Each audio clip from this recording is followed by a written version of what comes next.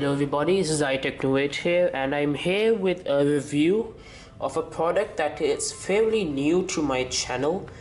Today I'll be reviewing the Thrustmaster T-Flight Hotas X, which is basically a joystick and throttle quadrant which can be used both with your PC or your PS3. Now the reason I bought this was as I'm starting Flight Simulator 10 and I needed a good quality cheap joystick and throttles. I was recommended by many to get the Logitech Extreme Pro 3D joystick, but that didn't include a separate throttle quadrant like this did, so I preferred to go with this. This cost £40 on Amazon and £2 shipping, so yeah, £42, a good price for a cheap joystick. So yeah, I've been using this with Flight Simulator 10 for a few days now, and I have to say it works really magnificently. There are 12 separate buttons on the joystick and the throttle quadrant combined. Now these both can be separated too. And separate, I'll show you how to do that later. But yeah, let me first start. You have the joystick. On the top you have a hat switch for changing, for looking around. One button, two button. On the back you have a trigger which is used for firing in military aircraft and is used for brakes in commercial aircraft. You have another button over here.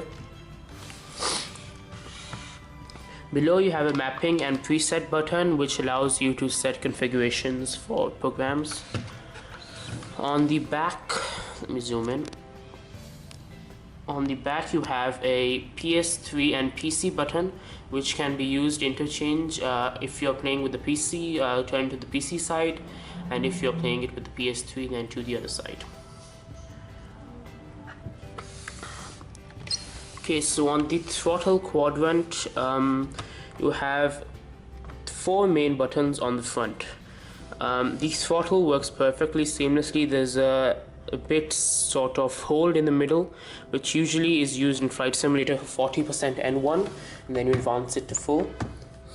Hope you can see that properly. On the back of the throttles you have a slider which can be used for rudder control in association with the Z function on the joystick. You have another button and 2 buttons on the back. Okay, so I'll tell you how I like to use my configuration with Flight Simulator 10. Let's zoom this out a little bit. So starting with the joystick, a hat switch is used for its default function. I use the main L1 or number 2 button for, I use it for changing the view in the same category. The number 4 button is used to change the view in the next category. Behind, number 3 button is used to disable autopilot. Usually I click that when I'm on finals to disable autopilot and fly the aircraft on my own. This is used for ailerons, and this is used for main flight function. The rotation of the handle is used for rudder control on the ground. On the throttle quadrant, number 8 button is used for landing gear up and down. Number 5 button is used for spoilers to arm or retract. Number 6 is used to extend flaps incrementally, and number 7 is used to retract flaps incrementally. On the back of the throttle, the slider function, I mainly use the slider function for panning my view left and right. R2 is mainly used to decrease throttle because actually if you pull back the throttle to idle, it will not enable reverse mode in Flight Simulator. So quickly pressing on R2 or number 9 button enables the reverse thrust for me. L2 is used to enable TO/GA mode in auto throttle for takeoff. And on the front, select is used for resetting my view and start. Sorry, you can't see that. Select is used for resetting my view, and start is used for start is used for parking brakes. So overall the joystick is quite sturdy. It feels good in your hand. Not mainly used for left-handers due to the support on the bottom. Left-handers might not be able to use it properly. It fits well. It's not that big. It's what you would expect for a good joystick and throttle quadrant. Beside you have the Thrustmaster logo. Now if you separate these two, let me show you that.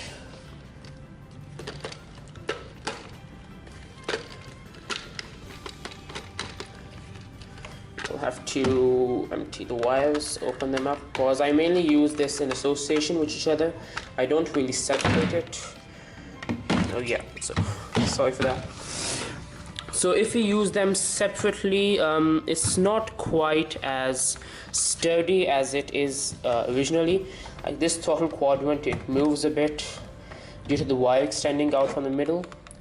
Now I think there's there's an alignment for that. Wait.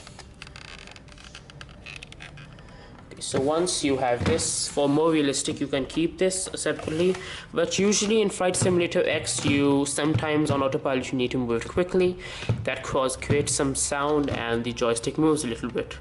So yeah, for realistic, if you want realistic settings, keep these separate to each other, which makes for a more realistic experience.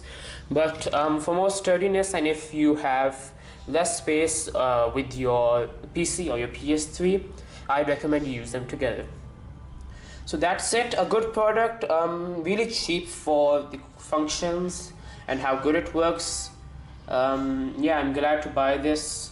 This is usually for basic. If you want more advanced, you can go for the Cytec X52 Pro, which is a good joystick, and the Cytec Throttle Quadrant, which includes 3 separate levers, one for flaps, spoilers, and throttle for whichever you want. That's your choice.